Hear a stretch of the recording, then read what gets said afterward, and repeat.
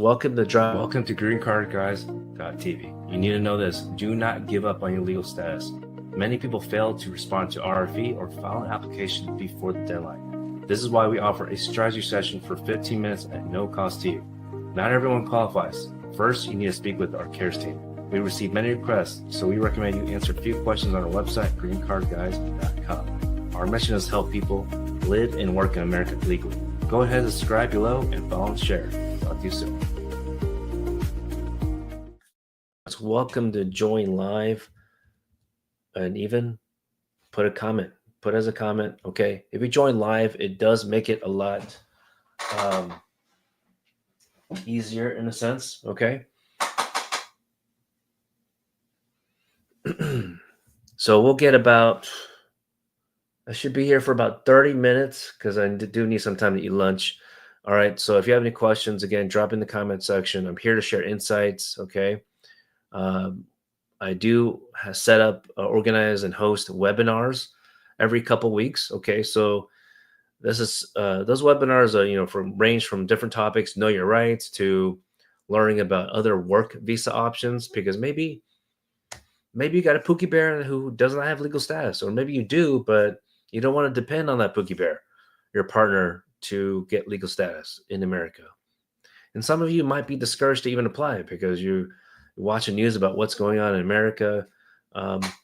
Even if you're discouraged now, you might consider in the future. Okay, so click on a link in the description box or in the profile, so you can sign up for the free webinar. All right, so let's see here. If you're wondering, I'm curious, every day, almost every day, something changes in the policy, okay, which affects how cases are processed, if cases are even accepted anymore or paused. So if you have a question about that, you're welcome to ask as well. If you're curious, if you filed your case and you're wondering, like, is there ever a time that you really need to talk to an attorney? Yes, there's several times. There's probably a reason why you're in a live show. Again, I'll be here for about 30 minutes, okay, share some insights. So here's at least 4 scenarios. Some of you have heard this already, but this is a good reminder. The first 4 scenarios where you definitely need to talk to an attorney, okay? Number 1, you receive a request for evidence. It'll say on the title of the first page of the document from USCIS, request for evidence. You have about 84 to 87 days to respond back. Now, of course, with our team, we have SOPs, standard operating procedure. As soon as we receive it, we contact the client as soon as possible, literally the same day. And if you don't answer, we'll bug you again and we'll email you. And if you don't reply to the email, we have something set up so we are reminded ourselves to contact you again. So it's almost like we're best friends during your case, all right? We're going to keep nudging you and helping you and guiding you to get that legal status, all right? So 87 days might seem like a lot of time, but some of the RFEs we receive are, for example, like USCIS wants another different type of birth certificate or a different type of marriage certificate. Typically, it's about the birth certificate, if there's any certificate involved, because of maybe the country of nationality, how they produced the birth certificate at the time of birth was sufficient for that purpose, right? But over time, the Department of State has changed the reciprocity chart and what they want. Okay, so, and that can take some time to request some records from your country of nationality. Second thing is a notice to intent of appear. Notice of intent to deny. Sorry, I was thinking of notice to appear for immigration court cases. That's a different situation. Notice of intent to deny, NOID for short. You have less than 30 days to reply. Now, I always wanted to think positively here, in that when USCIS mails you this or uploads it, shares it via the online account, consider it as an opportunity to provide them what they want. Now, in some scenarios, they're not going to tell you exactly what they want. Okay, that's typically, especially if it's marriage evidence. If it's specific to marriage, bonafide marriage evidence, they're typically not going to tell you exactly what they want. They do give you like a short list. And typically one of the first things on a short list is any birth certificates of children together. It's like, I actually would hope that if you file your case on your own, that you have done that if you have children together, okay? Or if your Pookie Bear ended up adopting your biological child, then that is further proof that this Pookie Bear, this partner, life partner, definitely wants to be involved. Okay, although step parent adoption, going through family court, that's not necessary for immigration case, but that could be additional proof. Okay, so what I'm trying to tell you is that when you get a RFE, the USCIS is not going to give you a list specific to your situation. So that is one of the benefits of having a team like us here at Green Card Guys to help you out. Now here's the third scenario is if your case gets denied. Ooh, God forbid your case gets denied, but there's been so many reasons people get denied. And sometimes they don't give a reason at all. All right. So by the way, I will get to your questions as soon as I'm done with the fourth option here. And please know some housekeeping here. I do my best to answer the questions in the order I receive them, so you don't have to copy and paste. At least on TikTok, if you copy and paste your questions, it will just scroll up, and a lot of community members here at Green Card Guys don't like that. Okay, that will call you out. All right, so the fourth scenario. Let's say your case is still pending, but then unfortunately it's still pending. By the time you look at it again, you look at it again every month, every 2 months, and then you're just thinking like, should it be still pending, or should it be like receive a decision by now, or even before that receive an interview notice, or even a visa interview, an email update with a visa interview scheduled? If you're curious about that, our team has a chart that we follow. Okay. Some people ask us like, oh, can we sue the government, USCIS, if it's now that I've filed, it's been 2 months? No, that's too soon. I would love for you to get the next step done as soon as possible, but contact my team if you're curious about that. We do have a complimentary guide on our link that you can download or receive an email about it. All right. Thank you so much for your patience. Now let's answer some questions. So I'm on 4 different platforms today. So please bear with me. And by the way, on TikTok, some housekeeping, TikTok does tend to hide questions or comments. So if you keep typing it up and you don't see it, let me know or ask. And then, because for one, Antonio, I see one of yours, and I'm going to go ahead and approve it. So let me go. Sometimes it doesn't even tell me. Okay, it doesn't tell me. TikTok has been a bit weird since the temporary ban. Hey, what's up, Tina? Bakir and Fisa Mansouri. Okay, that's you on Instagram also. Okay, great. So your question is, in this Trump era, can you also file a mandamus lawsuit against a U.S. citizen spouse for delaying the case? What do you mean? You want to sue? I don't know which platform to look at for you. You want to sue the U.S. citizen? Why? What makes you? Maybe you need to schedule a meeting or join a live show, because what makes you think? What makes you think the U.S. citizen is delaying the case? Did they not actually file the next step of application? Let me know. What do you think, that your sponsor or spouse has not filed the next application or uploaded documents? Is that what you're referring to, maybe? Well, here you put on YouTube, you put I-130 petition. So are you saying that oh, you mean USCIS? Okay. Yes, you can sue USCIS. You got me a little confused there. Okay, so so to clarify, yes, you can file a mandamus lawsuit against USCIS for a petition only situation. You said here that on Instagram you put 17 months after responding to the NOR. Whoa. Yeah, let's take a look. Schedule a meeting with my team. Okay. I'm trying to figure out which platform. I'm going to point both of them. Okay, schedule a meeting with my team, because this is what you need to provide. Provide your receipt notice, provide your NOR. And so NOR is, I was talking about NOID with a D earlier, NOID. Now we're talking about NOR, NOIR, notice of intent to revoke. Typically, that's related to some certificate. So maybe a birth certificate or marriage certificate. It's usually a little bit more rare when it's related to marriage evidence, okay? Because this NOIR is in the revoke situation. So hopefully they don't revoke your petition. So let's take a look at it before we file a mandamus lawsuit. Of course, we want to review your case to see if there has been RFE to really make sure you're eligible. Which you may or may not have a lawyer for the case itself. Let's say like the I-130 or 485. But for our own due diligence, quality control, we like to take a look at it, because if we look at it, Mansour Bakir, and we think that that wasn't sufficient information, then there's no point in us filing a mandamus lawsuit unless you really want to, but trying to save you all some money, you know? So yeah, schedule Mansour. The best thing in that situation is schedule for what we call attorney strategy session. Okay. So that does come with a fee, 3 digits.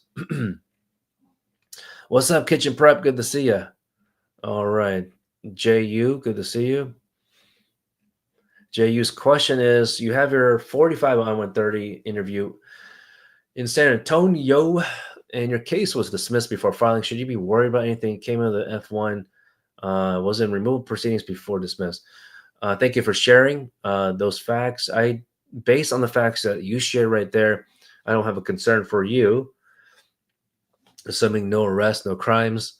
But of course, although I'm assuming maybe you had an attorney, Jay. If you had an attorney and hopefully your attorney filed a 485 application, that they provide a copy of that dismissal order from the court, EOIR. Now, here's another thing. If you got married, y'all, this is information that you likely would not get from an attorney on a live show or any recording. But you know, I don't like to gatekeep here. I love to share information. So if you don't mind, listen to this. This is specific for people who have a removal case currently or in the past that was dismissed. Okay. You need a Bonafide marriage exemption letter. Now, of course, I don't know if you can Google search this, especially if you filed your own. But if you don't have an attorney, I do recommend that, because when I remember a USCIS officer a couple months ago had mentioned, basically, he didn't say it like this, but basically it's as if it was not in a professional setting. It was super professional at the Houston office. But he or she said, if I'm paraphrasing here, or I mean, I am, it's like, bro, you might want to know this just in case y'all haven't been doing it. And that is generally prefer to file, or not prefer, but you need to file the Bonafide marriage exemption letter when a person, because I know the law in this regard, when a person is married, got married to a U.S. citizen during proceedings, even if your court case is now dismissed, you still need to have that letter. Okay. Now, even if you did not provide that letter request in your initial filing, you definitely want to bring that signed to the office. Okay. Because if they're forced to be sticklers, which that's what I understand, even if they just want to do what they've been doing the last 3 or 4 years, you need to know that they're there to do a job. So unfortunately, that's the case. So you need to prepare as if you're going to make it as easy as possible for that officer to make it the positive decision for you. Okay.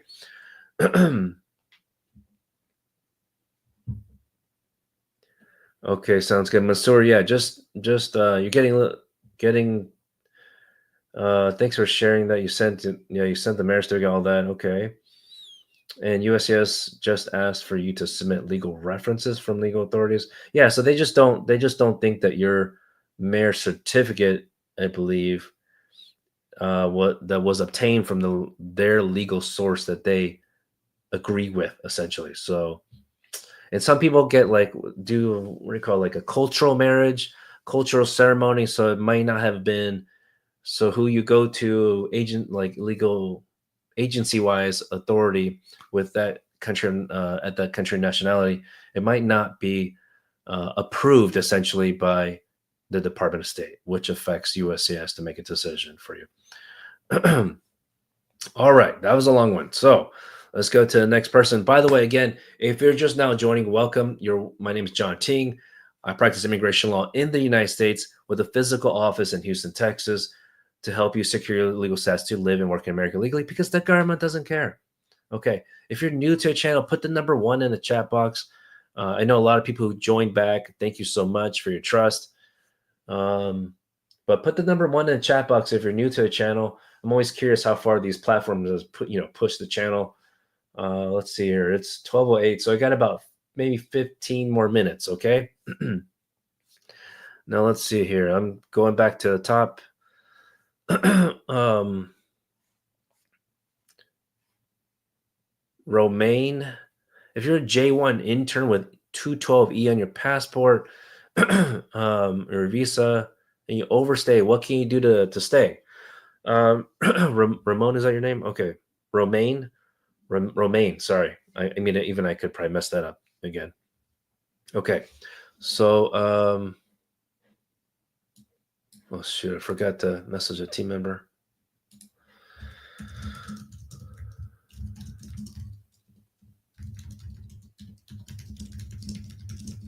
All right. Yes, there's exceptions to the 212E for different waiver options. Okay. The first one is a no objection.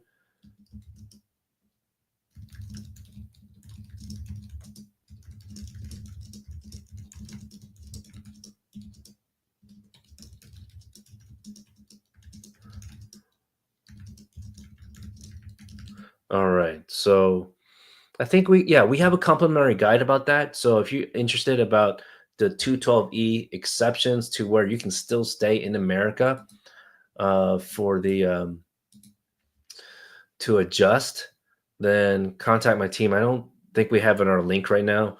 So contact my team and they're happy to share with you. Okay. Information is power. Okay. Knowledge is power. So we're happy to share. Definitely want you to make the right decision for you.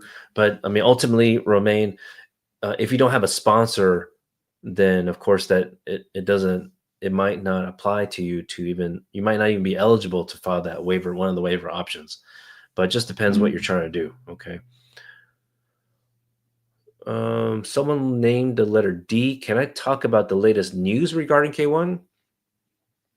I'm not familiar with anything new per se, but in general, although USCIS does have the process time shorter, let me just check on that actually.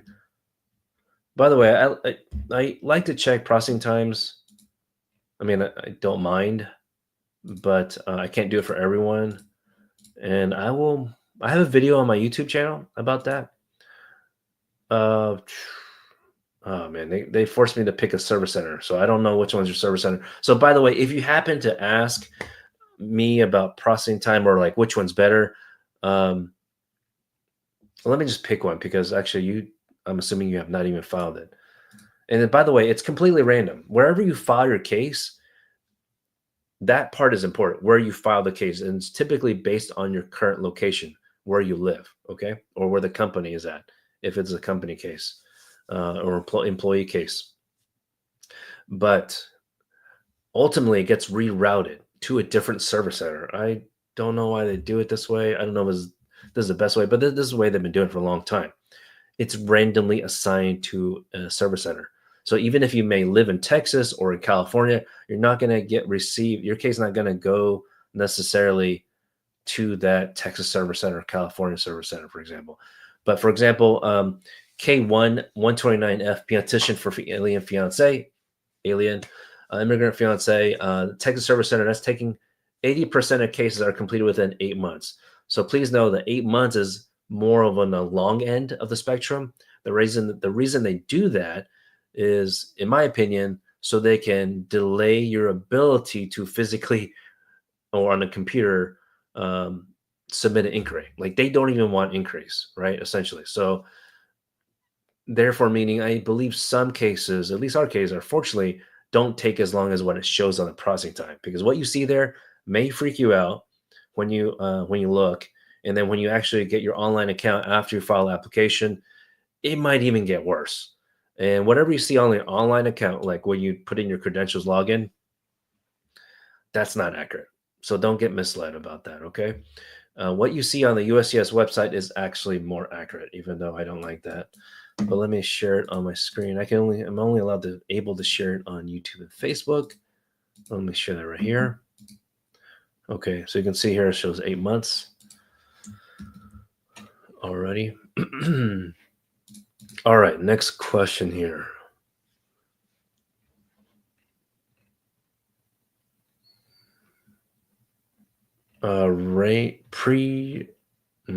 Let's see who's next. Jay, answer your question.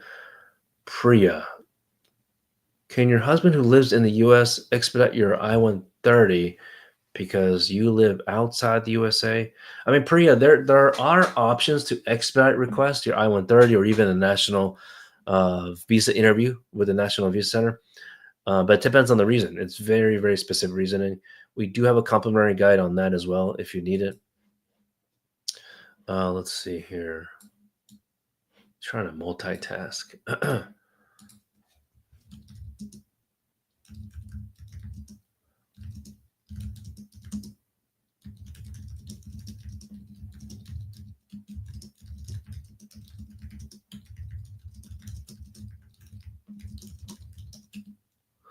Okay, let's see.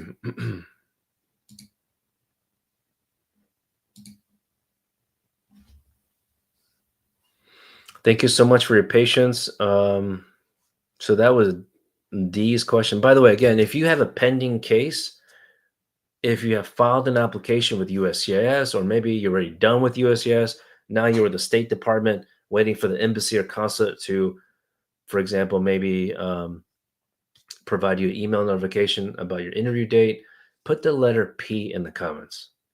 P for pending or processing. But if you, for some reason, think, just go with your gut, y'all. If you think your case is delayed, we'll take a look, but put the letter D in the comments. Okay, D for delayed. And if you're curious, just based on what I said on the USCIS processing time, it's not accurate. They give you the long range, the end of the range there on a spectrum. So, if you don't mind, I love to collect your processing, if you share your receipt number and share your receipt date, that'd be super helpful. Now, look, this is an anonymous poll. We'll only share the results, show the trends with y'all on a month-to-month basis. So we just started this a couple weeks ago to start asking y'all to click the poll on the link. Let's see, on YouTube and Facebook, I think it might look something like this. Okay, so click on that. And it's set up to be anonymous, but of course, if you want to put in your email and name, the benefit of doing that is that we've signed up with Lawfully Pro, and even with you as not a client, I'll check on my team if we're able to do this. I'm sure they'll allow it, that you can receive automatic notification, especially if you don't have an online account for some reason. Okay. All right, let's see here. Next question. User. Okay, I'm at user 7685 on TikTok. You entered with a K1 and you got 2 years green card, but you're getting congrats on a conditional card. You're getting divorced. Can you apply for anything or extend? So maybe not right now, but when it's within 3 months of that 2 years expiration, so at the between 21 months to the 24th, between that 21 to 24 months of the conditional resident status, you need to file the 751 application, whether married or not. Okay, so a lot of people, unfortunately, some people think, I don't know where y'all get your advice. Some people get their advice. Maybe they just research themselves and unfortunately just find the wrong information. Unfortunately, USCIS website is not, although it looks a lot more modern and does have instructions, it's just not organized in a way how we would organize it and explain to y'all. Okay, so some people have filled out the wrong form. Some people completely forgot to file that 751 application. Some people think that because they're separated or divorced that they can't even file any application. So y'all, if you haven't followed one of the channels or subscribed, you might want to go ahead and do that. If you haven't noticed, I love to share a lot of information. We don't gatekeep here. The only thing I tend not to share is like the steps, like like minute by minute steps. Okay. If anything, that's more for like a webinar, and also if you authorize our team to help you out. Okay, DEE on TikTok. What if you get an interview and no SSN or work permit? You mean like you're about to have an adjustment of status interview, AOS, and you still don't have a social number or work permit? That's okay. Now, some people, even our own clients, have been scheduled for interview and also approved for the interview or right after the interview without even having the work permit. So yes, traditionally, a person, applicant, foreign national applicant, would receive the work permit first and the advanced parole if you had applied for that. In the past, it would be included, so no extra charge for those two applications. But now some people don't apply for that. I still recommend applying for it. But with the Trump administration, cases tend to get scheduled for an interview, even though an interview is required. Interviews are required. Um, you might not actually, even in the Biden administration, when interviews were waived, that's where it all started, really. That some people would not get the work permit just because they kind of separate the process. So that's actually one of the reasons why interviews are scheduled sooner, because you might be surprised if you heard that from other people. Okay, Mansoor, thank you for the question. Just schedule a meeting with my team; they'll explain everything else to you. Okay, let's see. Because what I'll explain about your questions now, it'll take like 30 minutes. Alrighty, thanks for the follows. Let's see here. Wisdom Uzo God. How long does it take to get approved for the 71? About 2 to 4 years on average. I know it's a pretty wide range, but it's one of those applications you actually would think, like, I would think reasonably that, look, if any president or administration really wants to like dial it in terms of like vetting for fraud or misrepresentation, I would think they want to review these 71 applications sooner, right? But they don't. They're slow. They're super slow.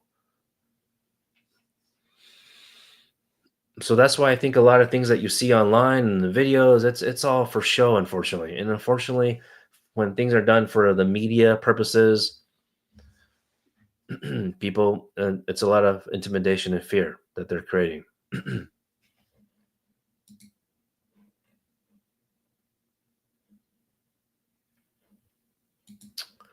Let's see.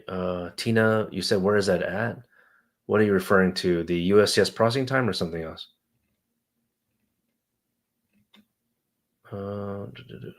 Okay, Raymond. Good job, attorney. If I may ask, if I-130 is approved after 3 years and remove proceeding terminated, okay, that's good. Can USCIS conduct another interview for 485? Another interview 485? Yes. Okay. So I need to write that down to record as well. So 485, when you're in removal proceedings, the standard operating procedure, the workflow for the government is that you will have an interview based on the I-130. The I-130 is about the bona fides of the marriage, the legitimacy, the genuineness of the marriage, to make sure it's not a sham marriage. That's not fake, okay? So when you finally get that case dismissed, court case dismissed, which is wonderful news, based on, of course, petition approved or even petition pending for some of y'all, then yes, most likely you're going to have another interview for the 485, assuming you're eligible for the 485. Okay. Eligible to even apply for it. So let me write that down before I forget. All right, y'all, I have to hop off. I'm really apologize. I do want to Roots and Routes. I just see that you want to join as a guest. I'm sorry, y'all. I have a meeting in a couple minutes. So Mansoor, you cannot make direct phone calls. That's okay. So I don't know if Instagram does it well, but we have in our profile on Instagram and all these social media, we do have a link. So click on the link, schedule a meeting, okay? Or on WhatsApp. Our WhatsApp number is 346-330-5888.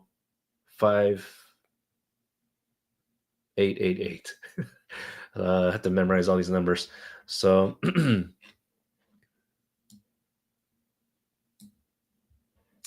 Okay, Tina said, where you told us to put our email receipt number. Oh, take my poll. Okay. So you're on, Tina, you're on YouTube. So it would be here. Okay. So click on that. Okay. Or under the description box, maybe after the channel or after the show.